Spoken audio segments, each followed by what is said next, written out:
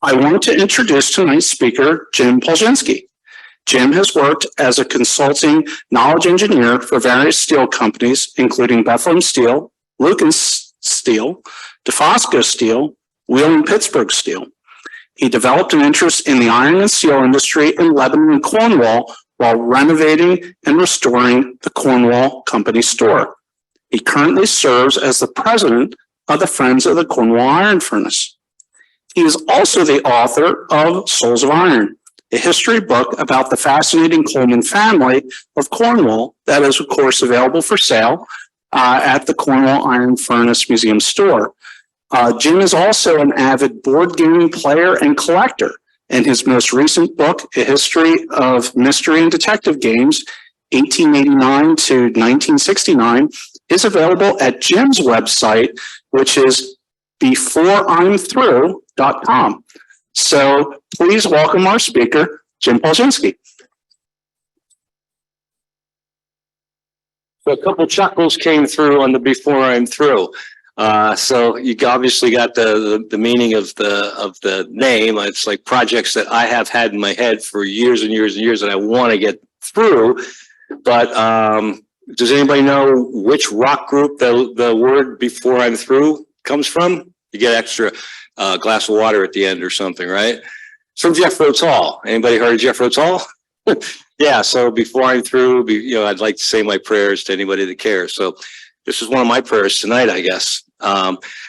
When we talk about the Colemans, and I've been looking at this family for a long time, we oftentimes think of the Cornwall Iron Furnace, as we rightly should.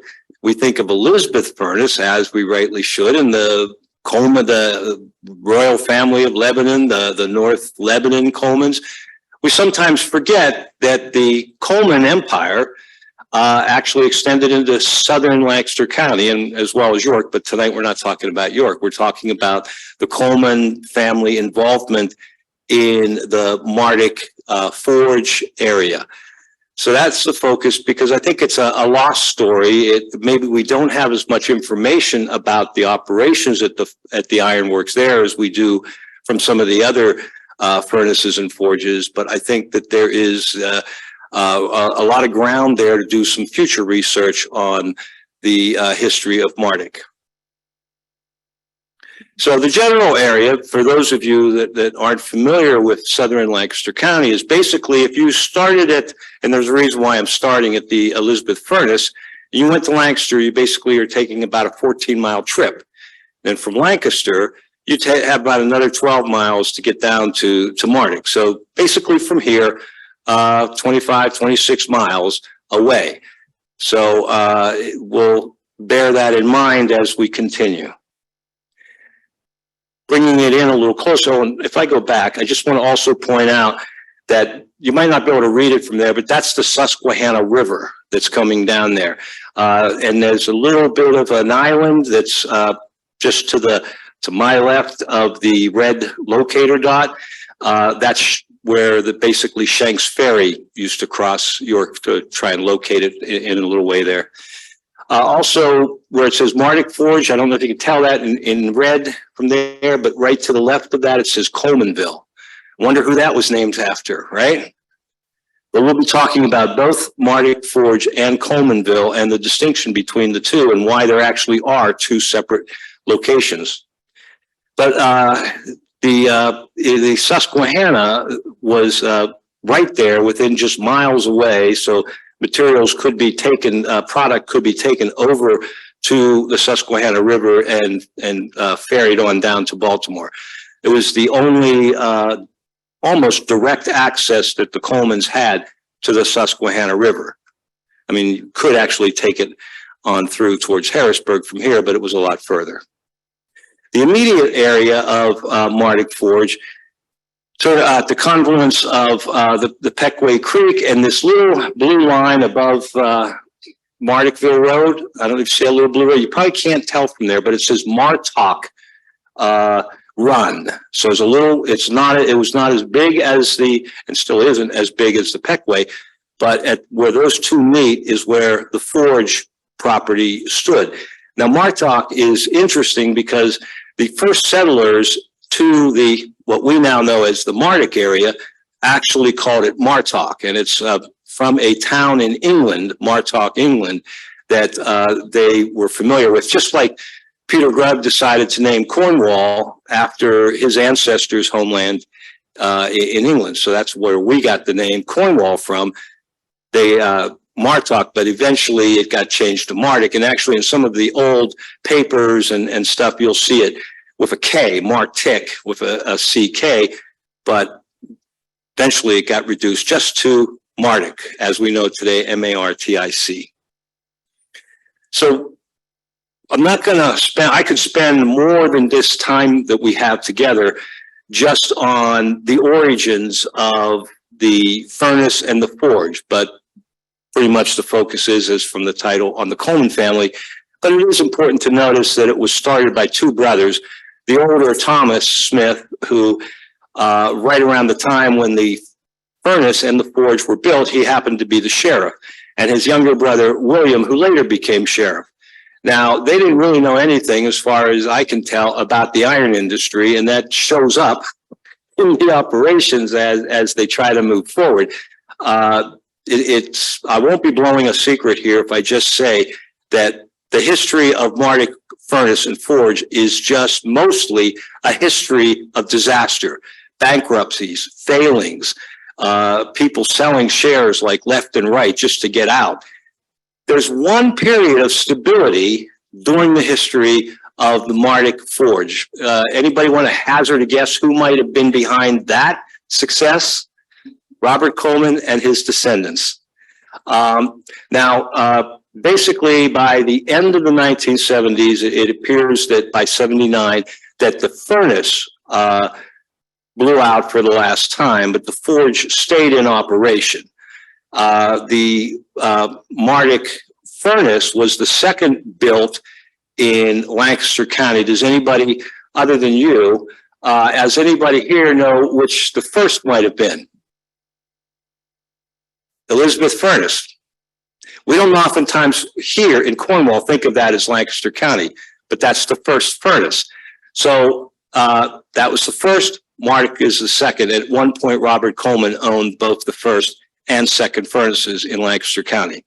The forge was the third forge in Lancaster County. So in this out of the way area from civilization, this furnace and forge emerged. And, you know, it's kind of funny because it is said when you read about history that all you need for a furnace or forge operations is you need water and you need good wood supply for the, charcoal burning furnaces and forges.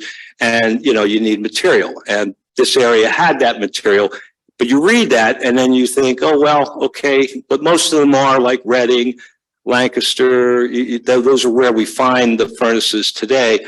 But here, this is really, truly out in the middle of nowhere. This is a stove plate from 1761, and I'm showing you this not just because it's pretty. You can't really tell that the markings down below, but this is a Martic forge. This was actually at auction not too far along ago from Sotheby's, and I apologize, I don't have the final winning bid, but this is the front and back. Now, the reason I'm showing this is because a plate from Martic was actually analyzed, and it was found that there was a higher degree of phosphorus in the plate than is what would be normally found. For example, if the plate would have been made in Cornwall, it would have had a lower phosphorus content. And the reason for this is it's believed that the furnace used bog iron, which we know a lot about the ore pit here, where we had magnetite, and this is gothite. And if Mike Weber was here, he'd actually confirm whether I'm pronouncing that correctly or not. But this is a bog iron. It's a little different, but it's still ore. It's just it has a higher phosphorus content, and the iron that has been found produced at Martic has this higher phosphorus count. So it is believed that the bog ore was what they used in the area, and in the advertisements for when they were trying to sell it in 1767 and 1769, basically say that within 3 miles of the furnace, there was a good supply of iron. So if you were to, as other people have done, go and scout the area, this is the only kind of iron that would have been found within 3 miles of the furnace. I just put this hammer together. Now we're switching gears. We're gonna move towards the forge, because that's the part of the story that we're mostly going to talk about today. Because the furnace went out of blast roughly by 1779. Robert Coleman didn't own the furnace. Robert Coleman ended up owning the forge, but that's actually not going to be for over a decade from this point in time. The Martic Forge they do know the location of where the furnace is. It's just that the furnace master's house was torn down. The furnace is not there. There's a little remnant of what would have been a dam at one point, but they do know the location of where that furnace was.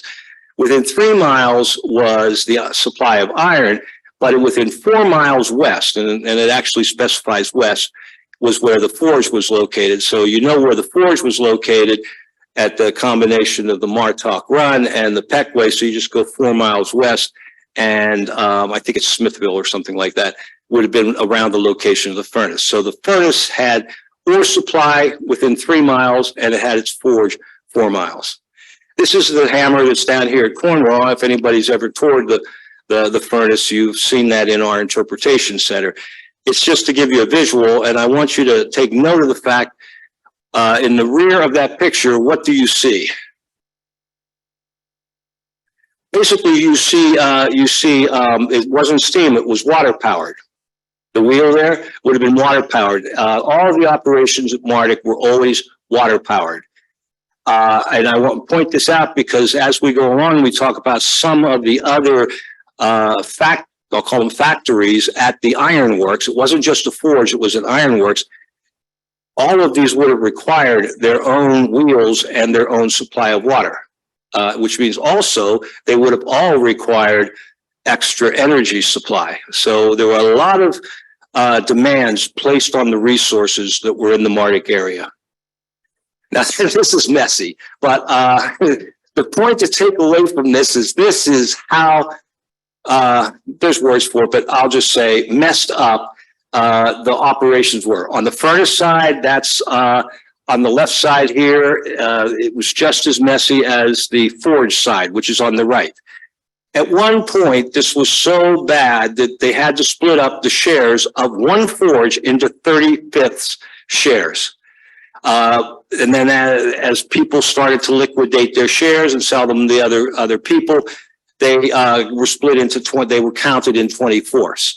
Now, when they were counted in 24ths was the time when a gentleman from Philadelphia got involved by the name of Michael Hillegas. Does anybody recognize that name? Let me ask you, who was the first treasurer of the United States? Anybody?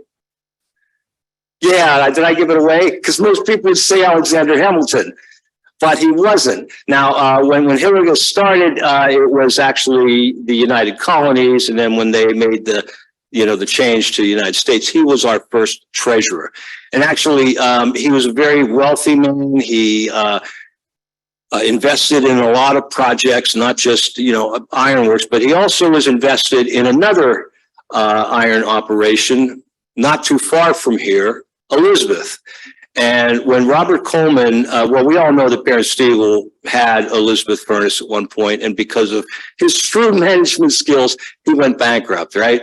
So when that happened, and in Robert Coleman's own words, when he got to Elizabeth, he just said it was basically, it was chaos is what he found. And he, of course, in his own humble way said, well, it took me a little bit of time, but I put everything in right order.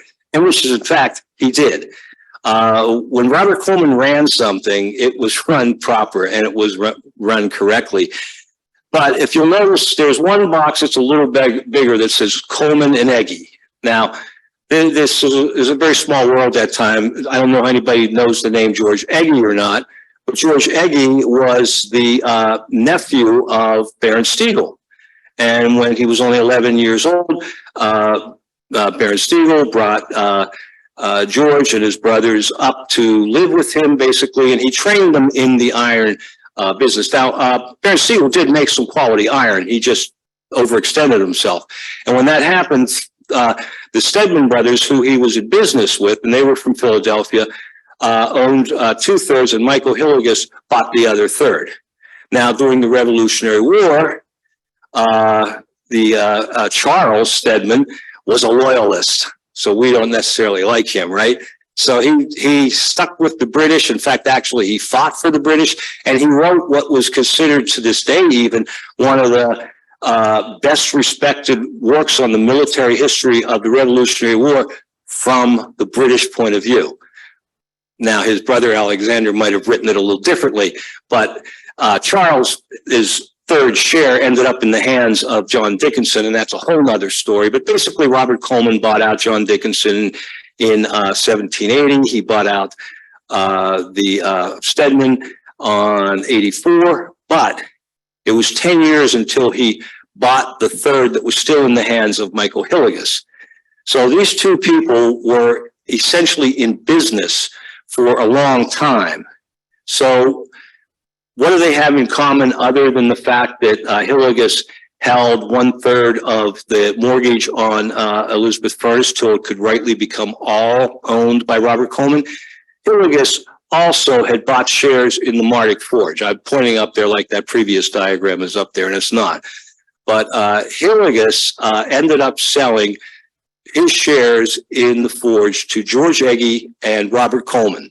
Well, actually, Eggy sold his half to Robert Coleman.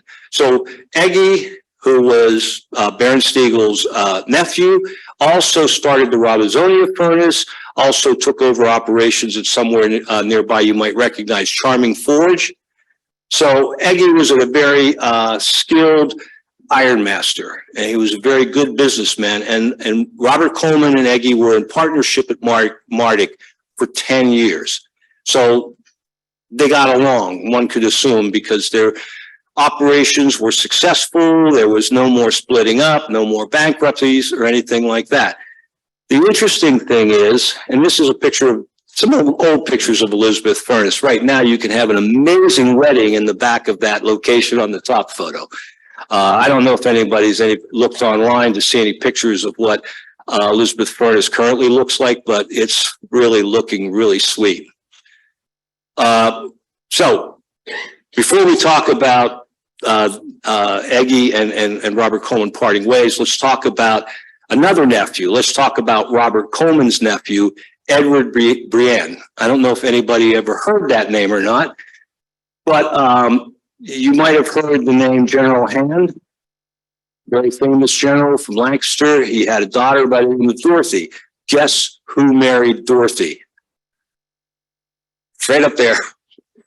Okay, I know you all know this. It's Edward Brien. Now, Robert Coleman had a number of sisters, and at least two of those sisters left Ireland, just like he had when he was 16 years old, left Ireland and came over and lived over here, as well as his brother William was over here and did some business working with Robert. But one of his sisters married a Brien, and this was his nephew. Now, one thing, Robert Coleman took care of his sons and daughters, but he also took care of his extended family. He gave work to his brother. He gave work to not just this nephew, but another nephew by the name of Eaton over in York. So he took care of his family, and he had the means to do so. So in the late 1790s, he and Eggy installed Brien as the ironmaster in Martic, and he actually lived there because the tax records show that he lived there. And I do want to mention one other thing. I'm just going to pause here. I'll try to remember where I am. I wanted to mention about the date of the furnace at Martic. A lot of the books say 1751, 1752. It looks more like it might have been 1754. And the reason I say that is because of tax records. Hence, you get my connection between this, right? Because Thomas Smith's taxes are like this, and then in 1754 they go like this. So there's a significant increase, and I'm thinking that's because of the property of the furnace. So my guess is that it was 1754 that was the start of the furnace, not 1751 or 52. And then within a year, 1755, the forge operations would have started. So now back to this nice gentleman. Isn't that a great pose? But he ran the operations pretty well. Now, here's where I want to talk about Colemanville and Martic. So these are from 1875, so they're not like, 1800 type maps. But on the bottom part there, you see Colemanville and you see a lot of little black dots, right? And then you see Martic Forge.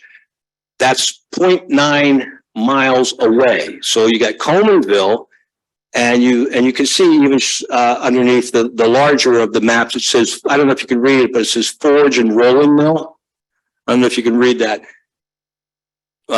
So some people, whether you can or not, it's Rolling Mill. So you said, yes, that's good. So why, that was loud, why 0.9 miles difference between Colemanville and Martic Forge? Wouldn't it make sense to have those operations right next to each other?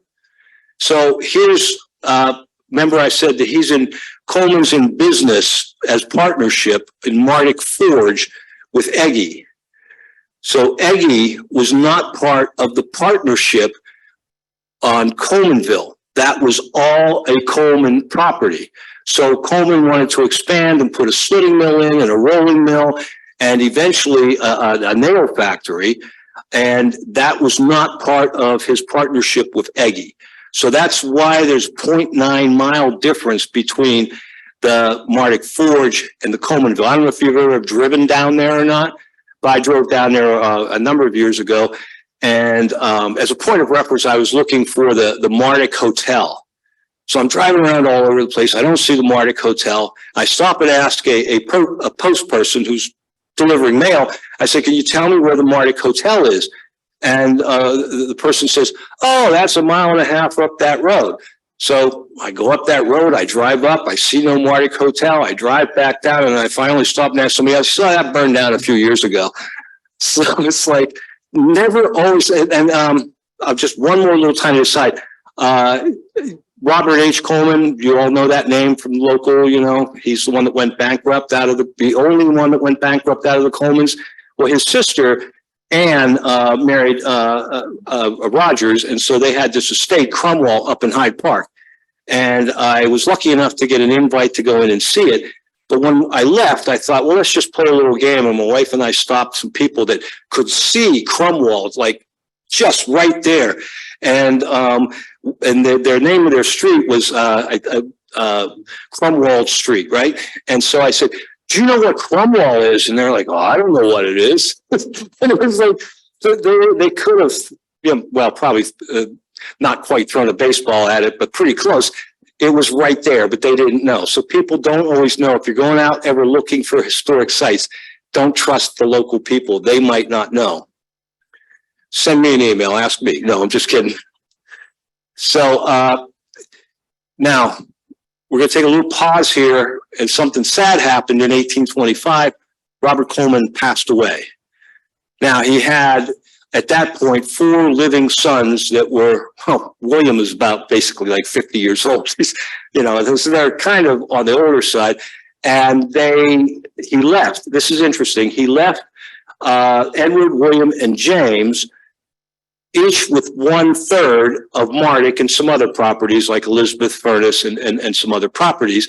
Thomas Bird Coleman, he got the Colebrook, and he got the Spring Forge. They all had 1/4 of the ore pit, but for some reason, maybe because Thomas Bird was a little younger, maybe because he was pretty much living in York, Robert Coleman chose. But if you add up the value of what they got, it was pretty fair. So when Edward and William decided after their father passed away, we kind of maybe, and I'm making this up, maybe a little tired of the iron industry. What they did do, they went into navigation, and the Conestoga Navigation Company, they were very principal in starting that, and some other efforts. So Edward and William sold their property or their shares of Martic, including the ore pit. They sold to James and Thomas. So here's how it worked out. Edward split what his value was, and Edward actually had a few other pieces of property. He sold half of it to Thomas Bird and half of it to James, and then William sold everything he had, all of it, to Thomas Bird. Basically, what this made is that made James and Thomas Bird equal partners in Martic. Now, James actually overall, Thomas Bird overall did better because he already had some pieces that he didn't share with his brothers.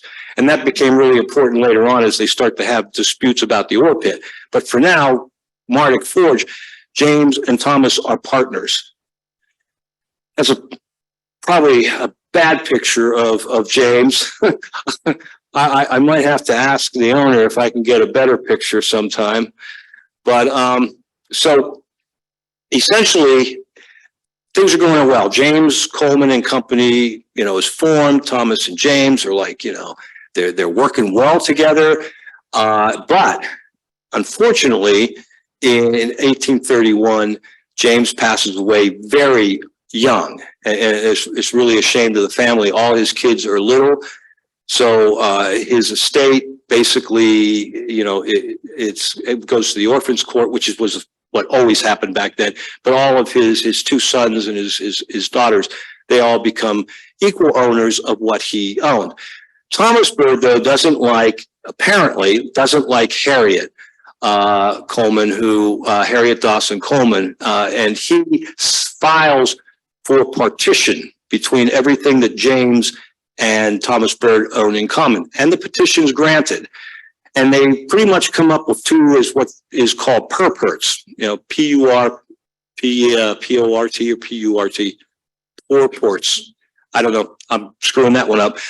But there's basically equal, other than $10,000.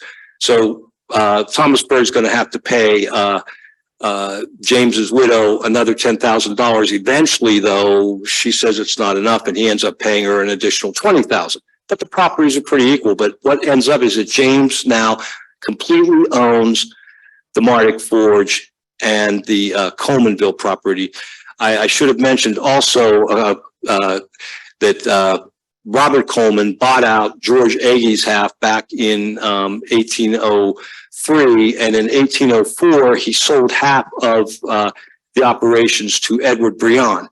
Now, Edward Brien also dies young. He dies in 1816, and there's a clause in the will that Coleman can buy it back for $60,000. But the family, Dorothy Brien, says that $10,000 is fair, but I'm going to want another $20,000 when I die, and it's going to go to my heirs. And actually, there's letters from George Dawson Coleman later reminding I have to pay that $20,000 to the Brien heirs. So basically, the family, they worked out a really nice arrangement for Robert Coleman to buy back the half. So when James dies, his heirs have Martic all to themselves, which are little kids.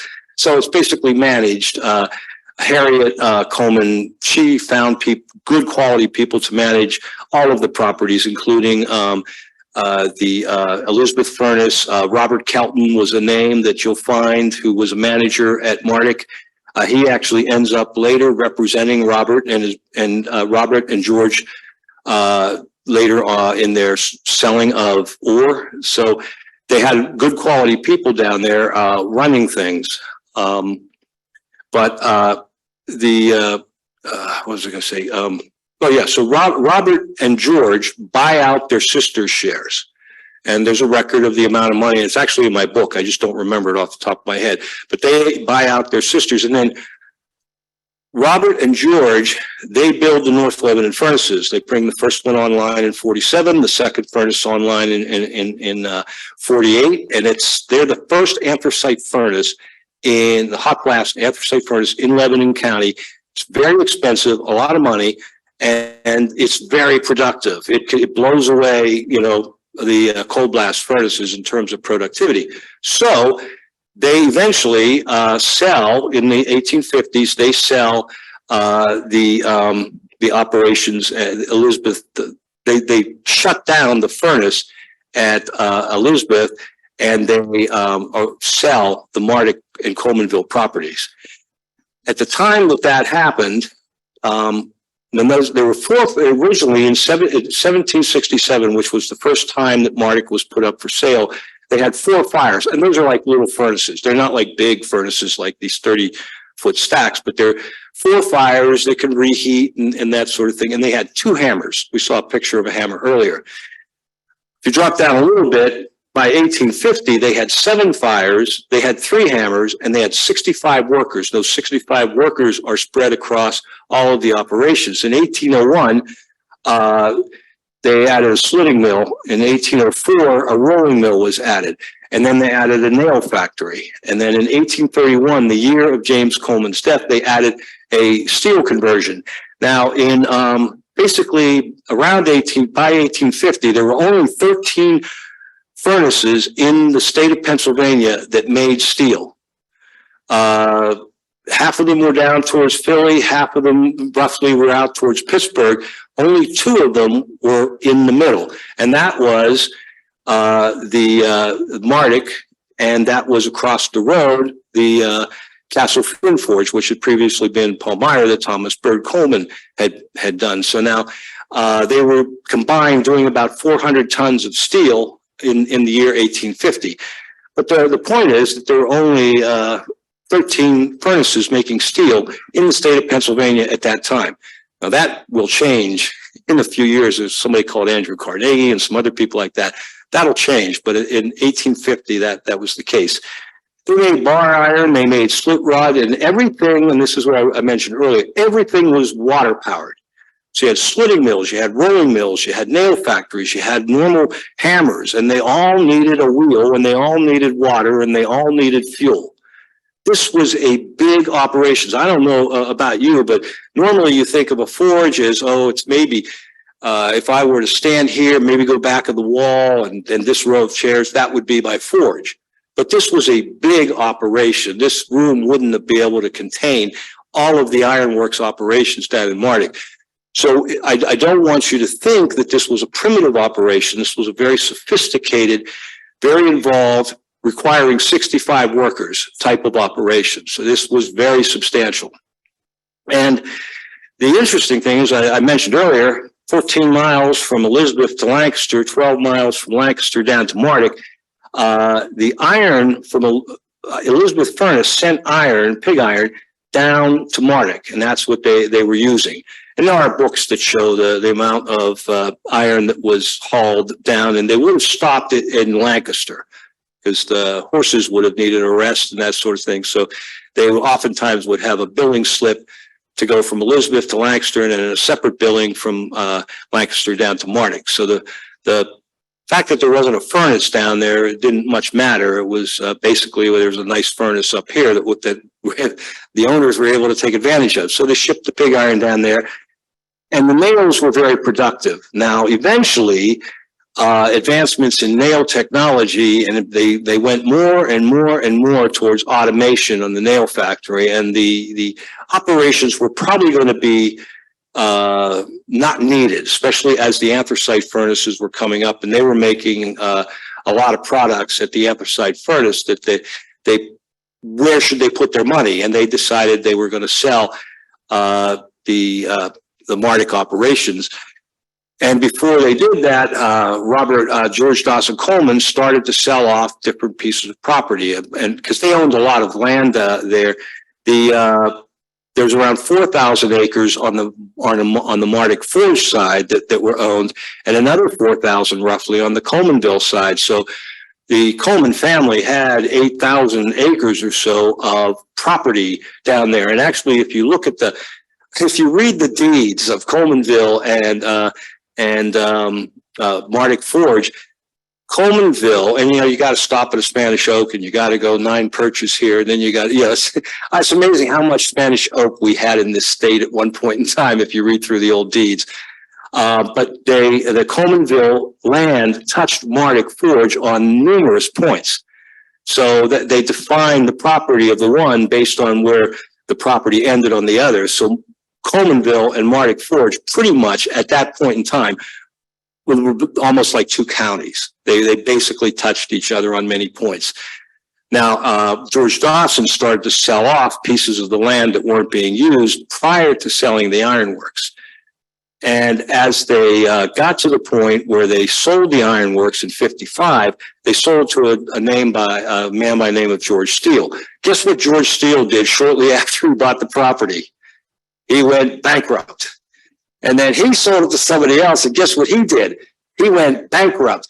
And he gathered his money back, and he came back to life. His name was Potts. He came back to life, and he joined up with a man by the name of Davis, and Davis and Potts bought the land. And they couldn't make it. They couldn't make the operations go. So here you have this mess of financial information, operations going on from its inception up until the time that Robert Coleman and George Agee get involved. Operations are sweet. We're making money. Generation after generation is involved. Things are stable. Got lots of work. The Colemans sell the property, and the next three owners cannot make a go of it. And so by the 1870s, there's no more iron being made down in Martic Forge. And as we might know, up here and then we go to anthracite up here, the industry keeps thriving until Mr. Bethlehem Steel comes to town, and everybody says, hey, this is pretty good. We're not making as much as we can get from Bethlehem. We're selling right now.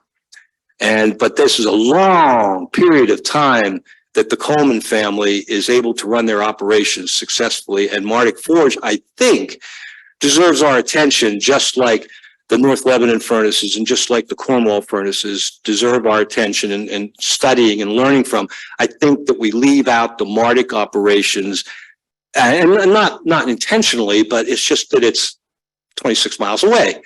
So I hope that tonight, maybe I've at least said, hey, this is worth looking into and studying, because I think there's a lot more work that needs to be done, pouring through logbooks and production logs and that sort of thing to learn even more about Martic. And I will say that, and I do have to mention this, but there were enslaved workers at Martic. And at one point, actually, 8 enslaved workers were included in the sale of the property and specified so. And as late as the 1870s, they found that most of the workers were African American, even though they were no longer slaves at that point. That was the predominant workforce, but it's believed that 75% or more of the workforce at Martic was from enslaved backgrounds. So I do want to mention that in case you read it. The other interesting about Martic is, going back thousands of years, is there's petroglyphs and stuff like that down there that you can actually hike and see. So and there's a lot of really cool nature walks down by Martic that if you want to go down and take a look, it's worth going down, because there's more than just the lack of furnace remnants. Now, what we do know is there's a very, and I'm not going to dwell on this much, but because I'm running out of time. But this is basically, see the operations there. That's in Sweden. That's a drawing from operations in Sweden, and it's more than just we might think of as in a little room. And this is a slitting mill. And then notice that on the left of the diagram, there's the furnace. So you have the furnace going, you have the wheel going. You can see that hidden behind the wall in the slitting operations. I just throw this in because it helps to give a practical feel for what did these machines look like. This is from England, Crawley slitting mill. It's been preserved, but you see how massive that is. This is the type of operation, and these are the type of equipment that was needed to be able to do the slitting, the rolling, and the manufacture of the nails. And this is just to give you a visual. They roll the nail into plates, and then they have a cutter. And now originally the scissors did the cutting. They were attached to a bellows, but eventually they had a machine that actually cut and slit the nails. And then you can see that the nails, they have this shape, this kind of extended pyramidic shape. George Dawson Coleman, I covered that, but that's Mr. Handsome when he was older in life. He actually was only in his 20s when he started the North Lebanon furnaces, which, I mean, I know he had some money, but can you imagine starting something that new to the area and massive in your 20s? I mean, my hat's off. That's just a drawing because I sometimes I like old drawings of things. But and by the way, Robert did leave to go marry his love of his life in Paris. So George had everything. Now, this is a picture of Martic that is at the Landis Valley Museum. I went and hunted this for many, many, many years. And thanks to Mike Emery, we were able to locate it. But this is actually the Martic side of the operation. The guy didn't paint this is an unknown painter, but he didn't paint the Colemanville side. So that's what it looked like in the 1850s.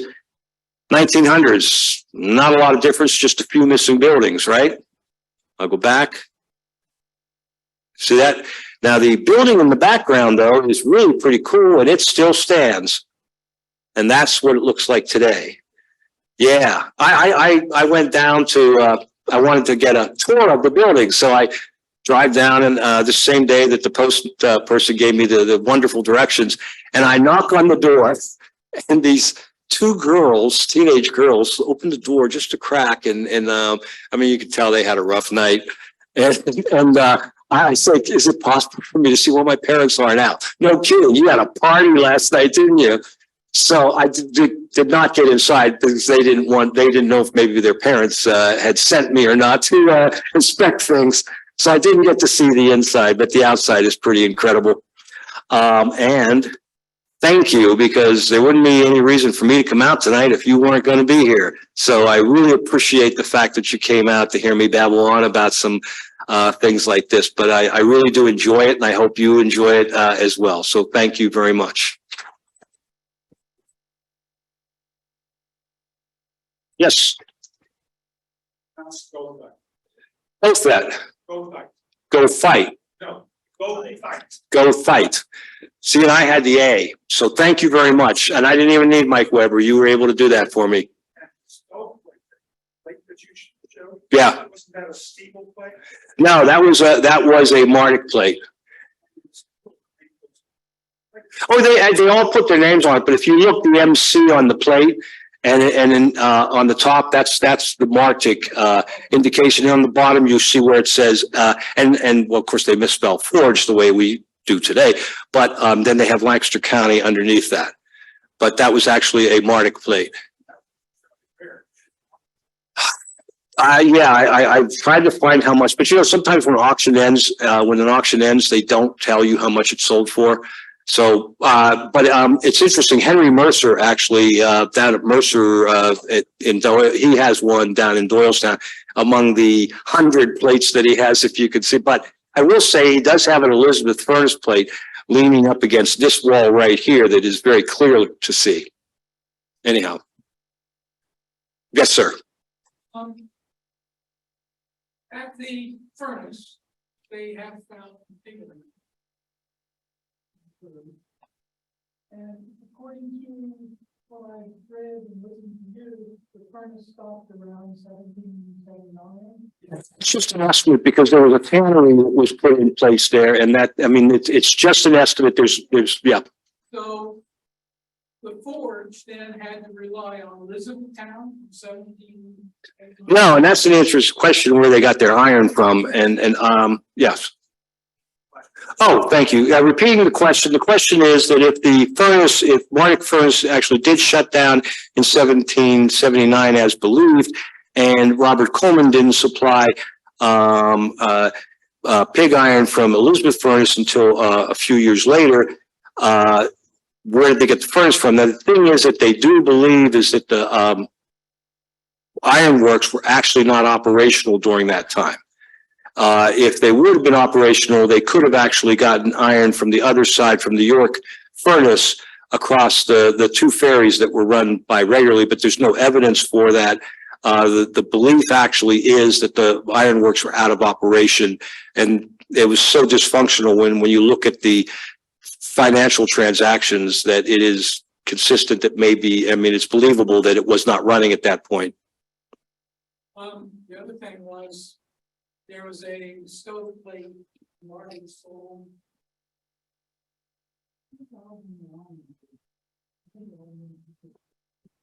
Oh my, okay. At the same auction, there was a what was it?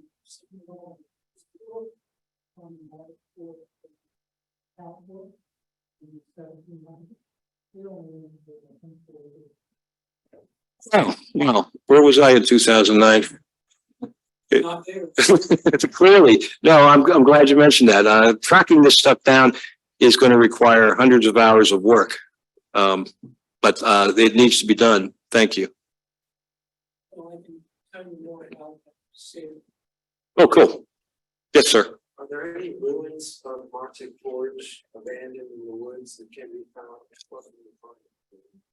Not much. And, you know, it's actually been picked up, quite a bit, but I mean, there are a couple places where there's some stoneworks and stuff that are indicative of the previous property, but not many. Now, some of the homes are still there, but not the actual working facilities. Yes, sir. Okay, so, in the picture, oh, thank you. I'm not used to this part of it. Yes, so the question was, where was the house located that was in the last frame? And I will show you, see in the distance there? So it's right along the main road that drives down into Martic Forge. There's a little country road that drives down. It's right on the side hill. So Martic Forge, if you go down 222 or whatever it is, down south of Lancaster through Willow Street, and you just keep driving, and then you're going to make a right onto whatever that road is. I'm trying to remember. It might even be Marticville Road, but also Miller Road. Okay, very good. And you can also get to it from Millersville because there's a couple parks nearby that you can drive down from the Millersville area. Oh, wait, just show me here. Yes. The forge furnace was just off what is now Snyder Road, where it comes out of Miller Road, and there's no place left.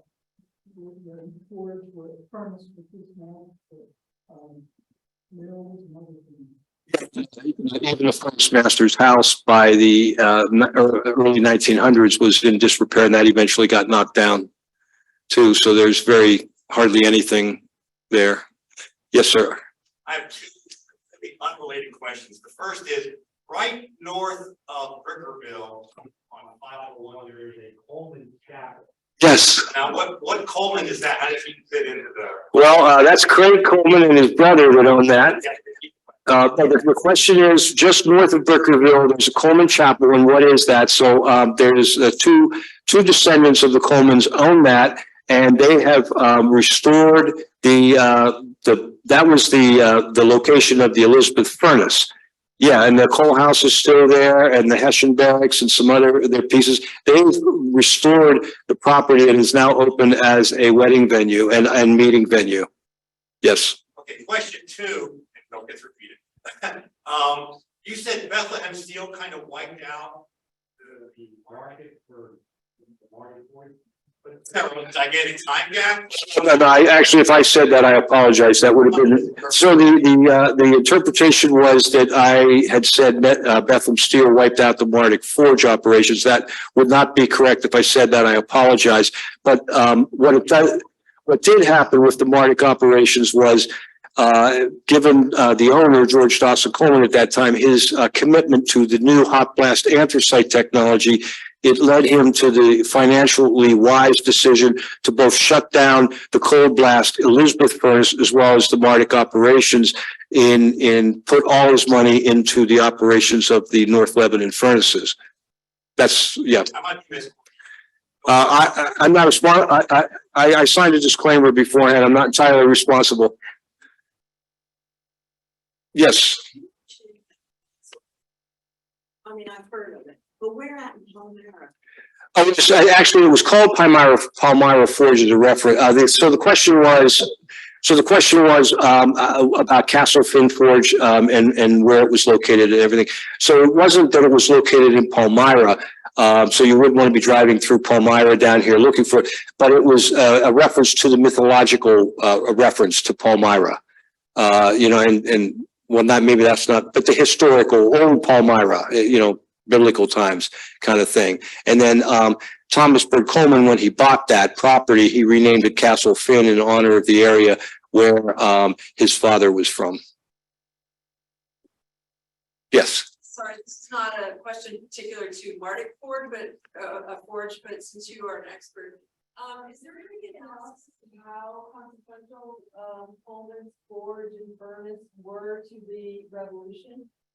You said that the loyalists, didn't participate, but he did, So not really. So the question was, not bad. Did Robert Coleman have any significance in the Revolutionary War period? as far as, selling. Okay. So the Martic Forge operation was not so good, but up here in Cornwall and Elizabeth, both Cornwall and Elizabeth made cannons. There were 3 local furnaces that made cannons during the Revolutionary War. 2 of his property, or one of his properties that he was leasing at the time, made it, and the other one was Cornwall that he eventually bought. And what we do know about Cornwall is that they made cannons for the Revolutionary War as well as shell and shot. And that represented 10% of the supply, of the colony's supply for shell and shot during that period. Most of that would have ended up at the major supply depot in Carlisle. So both Elizabeth and, I mean, pretty much because we do tours here at Cornwall, we focus on Cornwall cannons, but people don't realize that Elizabeth also made cannons. Yep. Did you have any questions, Mike, from? I do have something on. So was Martic a source of employment for slaves? Well, that's so hard to know. I don't know anything about it, but all I could say is they were enslaved people much prior to the development of the Underground Railroad. Obviously some generations continued to stay there. There is an enslaved person's cemetery that's down in Colemanville. So, as far as any evidence, I mean, it's well known that the Underground Railroad ran up from the Susquehanna, and there's many station stops along the way in the Harrisburg area. So who knows? I just don't know of any evidence. Were the homes in Colemanville originally owned by the Forge furnace owners? That would be true. Originally, yes. You had a question, sir? The enslaved, they were listed as enslaved people. They wouldn't have been there in terms of the Underground Railroad because they would have been freed at the time. So they were still slaves. There was, in fact, slavery was outlawed in Pennsylvania in 1955. It was outlawed in 1780, but it was outlawed in such a way that so the question was related to the enslaved people, enslaved workers that would have been at Martic. So in 1780, Pennsylvania forbid the bringing in of any additional slaves, but if you were born into slavery, you wouldn't be actually considered free until X number many years later. So the effect of that law, which was very progressive at the time, would have maybe been a 30-40 year lapse until true freedom. True, the enslaved people would have been free prior to the Civil War, but a lot of those people who had previously been enslaved or related to enslaved people continued to work there. Were they involved in the Underground Railroad? That's the part that I don't know. Yeah. Yes. So the question is, what was the connection with James Buchanan and Coleman? Okay, so there is a little conjecture on this part, but there's, I think, some solid evidence. The question would have been, what connection did James Buchanan have with the Coleman family? James Buchanan was engaged to Robert Coleman's daughter, Anne. And the short side of the story is that James Buchanan basically went down to Philadelphia to do some law work, came back home. Before he saw Anne, he stopped at another home, and he was very friendly with the one person that was married and the other one that wasn't. Anne kind of got upset. She went down to Philadelphia to stay with her sister Margaret, and she had died of an overdose of laudanum. Now, some people say it was suicide. I don't personally believe that, because there is at least a record, however credible it is, that she was dressed up to go to a ball and she collapsed. She was seen by a local doctor from Lancaster the day before, that same day, looking very cheerful and everything. So I don't think she committed suicide. My personal belief is that she died now. So that's the connection. She broke off the engagement to James Buchanan. And there's a whole lot more that we could go on to at another point in time. Yes, sir. No, so the question was, did Ann Coleman's father, Robert Coleman, forbid her in marrying James Buchanan? He actually, Ann was probably his favorite. There's nowhere you're going to find that written, but it seems like it. And he gave permission for the engagement, even though he himself found James Buchanan's character a little questionable related to some of his antics when he was at Dickinson. So he gave permission for the engagement. She broke the engagement off. What he did not permit was when James Buchanan then wanted to attend the funeral, Robert Coleman said, no, you're not going to. That's what he forbid. So yeah, Sarah Hand wanted to marry Muhlenberg, and she also, now that one, her father basically said, because they were in a dispute whether to have Wednesday services and stuff like that, right? So he didn't like Muhlenberg. So he was basically not going to be in favor of Sarah Hand. And then and then her brothers kind of supported that, and she basically got the picture. Okay, so, it's going to be a little messy with my inheritance. So she called it off. She went down to Philadelphia to stay with her sister Margaret. She also died of an overdose of laudanum. Laudanum, no evidence whether, but here's one thing that does seem to be the case is that different families have a biological propensity towards different diseases and different kind of chemical sensitivities. It is very conceivable that even Sarah did not commit suicide, that they were both, as being sisters, they had this chemical, because lots of people died from laudanum. They gave it to babies to calm them down. They gave it to all kinds of people. So it's very likely that neither one was a suicide, in my opinion. Yes. 22. On the way near that whole trip. Yes. So that Coleman Chapel is based. So the question is, along 422, around where the present day Boscov's and all the car dealerships are in Lebanon, there is a Coleman Chapel. So that Coleman Chapel was built by Robert H. Coleman, and Robert H. Coleman was the grandson, great grandson of Robert H. Coleman. So yes, and he was really wealthy and very. He was a lot of things. I'll just go that way. There's a whole story on him, but he built that for the workers at the what was called it's the second Colebrook furnace. It was a hot blast anthracite furnace, and he built that for his workers. It was a Lutheran-based chapel. That chapel continued to exist long after the mills went away and everything like that. It recently was sold to a gentleman from Elizabethtown who owns a series of old buildings out in Elizabethtown area. Trying to remember that. He owns a Star Barn, the famous Star Barn that used to be out by the Turnpike. Abel. So he now owns, so one of these days you will see Coleman Chapel picked up and moved to Elizabethtown. You have another one? Just one more. And this is the question, who would have lived in the house still standing at Martic Forge? Was that the forge master, owners? Yeah, it was. So the question is, who would have lived in the mansion house that I showed a couple pictures of at Martic Forge? Edward Brien would have been one of the earliest managers there. Robert Kelton, who I mentioned earlier, he would have lived there at one point. There was another gentleman, I think his last name was Hoops, he would have lived there. So the managers of those operations, they would have lived there. Then it was later sold after, a long time. Apparently at one time there was a YMCA camp there, and it had a number of different uses until then I think the people that have it now either recently sold it or have it for sale. But it would have been the furnace, the ironworks master, I'll say, because it was an ironworks. It would have been where that person, their family lived. Yeah, one more? Yes, sir. I'm still confused about the location of the Elizabeth furnace. Is that the one where there is an archaeological dig?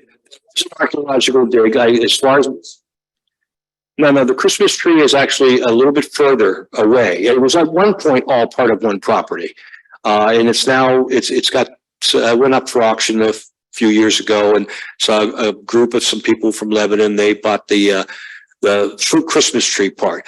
But where the chapel is, that's where there were actually two furnaces there. That's where two furnaces were, the coal barn, all the operations. They would have been right there where the chapel is.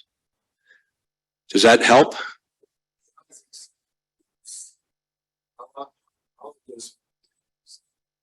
So there's two gentlemen that have been doing archaeological work there for 20 years. I mean, for a long time. And Millersville University did a lot of archaeological work there. You can go to Millersville University's site and they have some information about that. Craig, did I get anything wrong there that you want to correct? Okay. So, but yeah, it was a major archaeological operation that they did there at Elizabeth Furnace. We're good? So thank you again. Really appreciate your time, and I hope you all have a great night.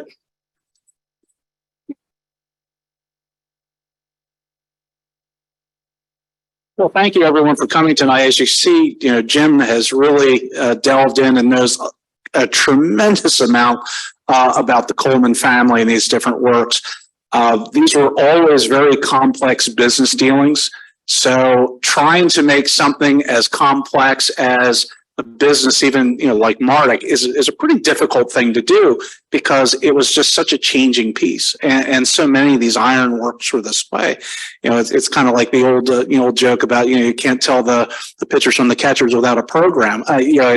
You really need, someone to be able to kind of take all of this and make it into a cohesive story. So if you're interested in more history on the Coleman family, that's what Jim's book Souls of Iron is on, and it really talks about the Coleman family if you're interested in that. So thank you very much everyone for joining us for the lecture. I especially want to thank Jim for his presentation, and for Kathy Donaldson back there in the back, and Bruce Chadbourne also there for helping to organize our virtual talk. I also want to thank the Friends of the Cornwall Iron Furnace who sponsored this program, and for Cornwall Manor for allowing us to use this space. So please join us for our next lecture on Tuesday, October 10th, when Mike Harris will speak about the Battle of Germantown. This will be an online lecture only, but we're currently working with Cornwall Manor to do a watch party here. So go ahead and look for that on our Facebook page. So just a reminder, the museum is open Friday through Sunday for tours, and please check our website for details about tour information. If you're interested in making a donation to help us defray some of the costs, there's a basket in the back there. So if you wouldn't mind dropping a few dollars in, we greatly appreciate it. But of course, that's not necessary. So thank you very much, everyone. Please stay safe and good night.